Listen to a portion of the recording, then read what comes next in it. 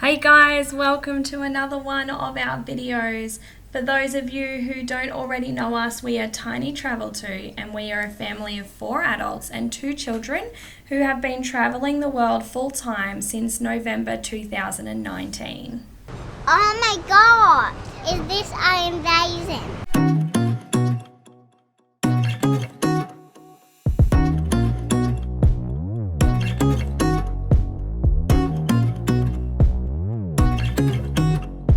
Welcome back to Penang, guys. Today we are on an adventure to answer the question, is the street art in Penang becoming a bit too much? So we're going to hunt around the city, see what street art we can find, and I guess get our own opinion on whether it's just becoming too much or not.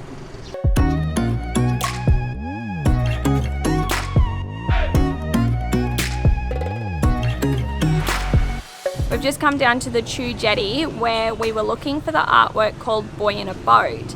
And this one is painted on one of the stilt homes somewhere within here. And we spent about 10 minutes trying to find where it was with no luck. So I decided to stop in at a local store and ask them where it was to make it easier to find. And they've informed me that because of the amount of tourism that's coming through these stilt homes to try to find this boy in a boat, they actually recently painted over it in hopes that people would stop coming to the area and interrupting, I guess, people's natural lifestyle.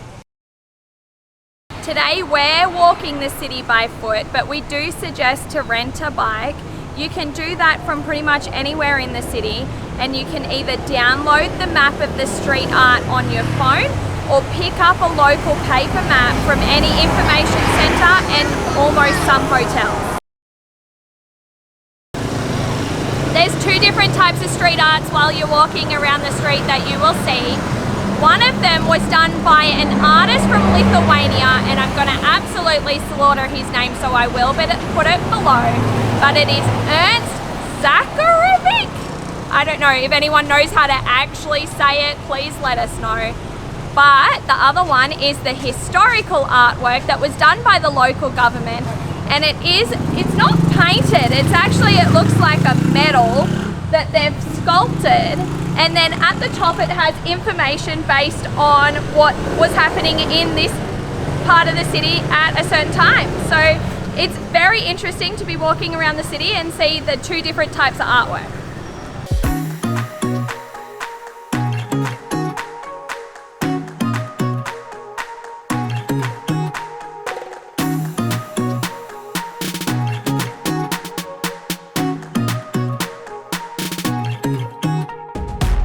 Half of the fun of Ernst street art is that it's all interactive. So most of them have either a motorbike connected to it, or you stand in a way that it makes you look like you're part of the painting.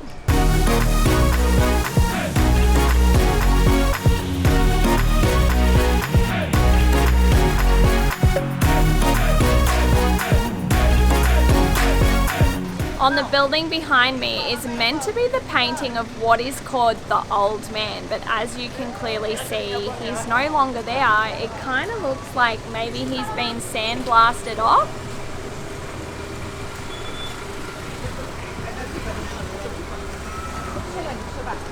It was originally a painting of an old man's face, and I was quite excited about it because it was one of the only ones that you couldn't interact with. I'm not sure why he's no longer here. I'll try to do some research to find out why, and if I can find out why I will put it in the description below. But let's go see the next one.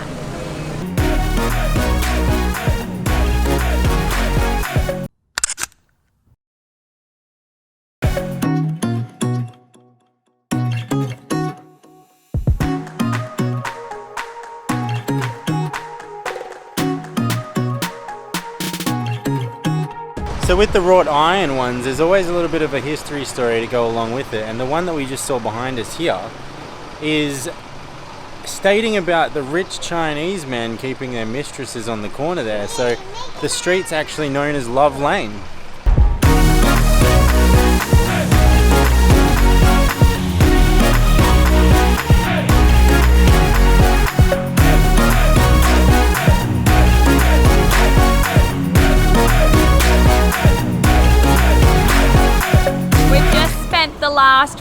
4 hours exploring the city and seeing all the street art that Penang has to offer. We've marked off about half of the list of places they suggest for you to see.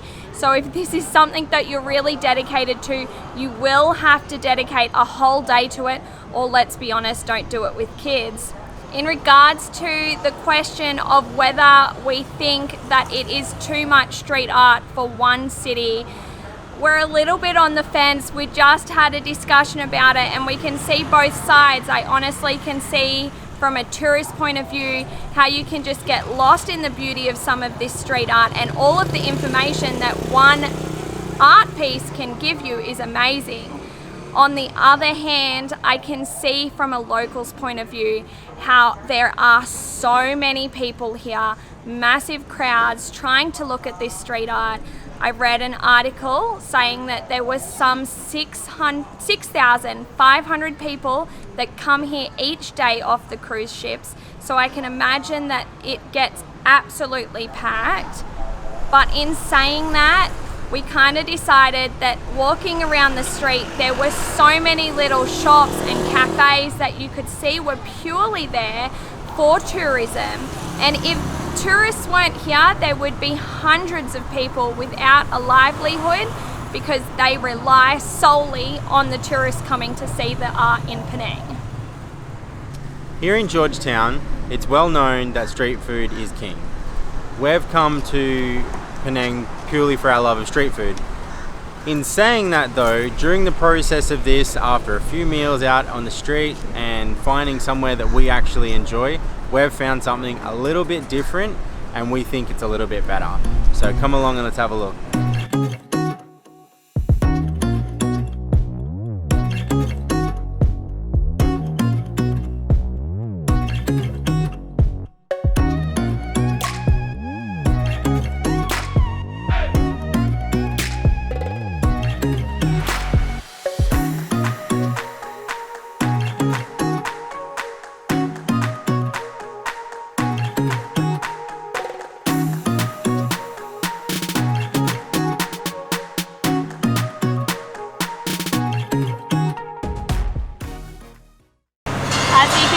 It's not very easy to order here. Everything is in Malaysian. It's hard to understand. They have a hard time understanding what we're trying to figure out what it is. But after a couple of days of coming here, I think we're finally starting to get the hang of it.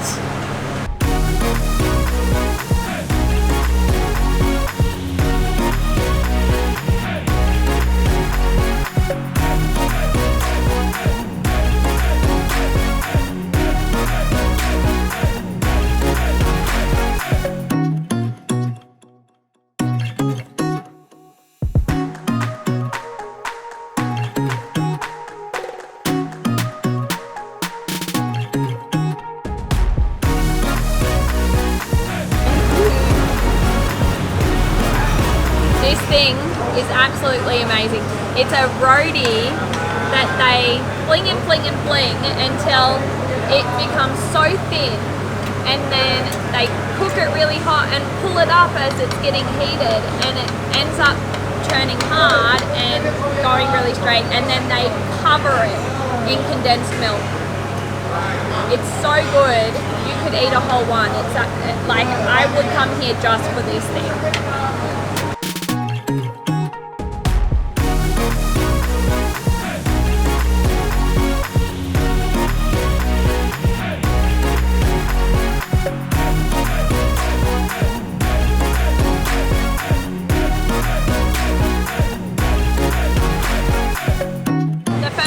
Days that we were here in Penang, we lived off street food, and even though we fell in love with the street food, one day when we were walking back to our hotel, we walked past this place and we decided to try it for something different. And when we first came in, we had no idea what we were ordering, but the smell brought us in and the people making the roadies at the front brought us in.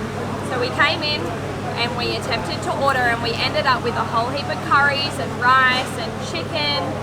And the one thing that we fell in love with the most was the roadies. And since then, we've been back several times, and we've learnt a little bit about the story of the place. It was made in 1995 and it's been open every day, 24 hours a day ever since. And it now actually is franchised into being in Kuala Lumpur as well as here, so it's Malaysia wide, and I can see why, because it's absolutely amazing. The name of the place is Nasi Kandar Pelita, and I'll put the information below of the name so you know what you're looking for, and the address so you know where to come. But as I said, open 24 hours a day, but the roadies are only cooked in the morning before 12 or after 3 p.m. So don't come here for lunch thinking you're going to get the roadies. They're the reason you're going to come here, so make sure you come here in the right times. So when you visit Penang, you could go for street food and choose a nasi lemak or a Hokkien mee, but from our perspective, it's definitely the roti tisu and the masala tosai that win. So we vote Nasi Kandar every single time. That's it from us here in Penang. Next stop, we're off to KL. Come with us to see what we're up to next.